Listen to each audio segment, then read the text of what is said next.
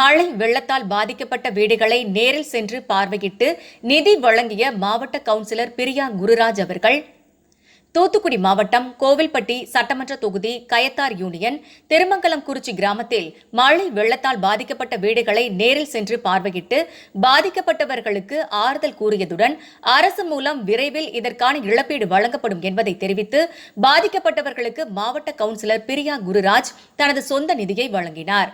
இந்நிகழ்ச்சியில் திருமங்கலக்குறிச்சி பஞ்சாயத்து தலைவர் கருப்பசாமி, திரு செல்லத்துறை, பள்ளங்குளம் முருகன், திமுக கிளை செயலாளர் கற்பூர பாண்டியன், முத்தீஸ்வரபுரம் திமுக கிளை செயலாளர் மருதையா, திருமங்கலங்குறிச்சி ராமகிருஷ்ணன், சீனி பாண்டியன், ராஜா புதுக்குடி, பால்ராஜ் மற்றும் ஊர் பொதுமக்கள், இளைஞர்கள் உடன் இருந்தனர்.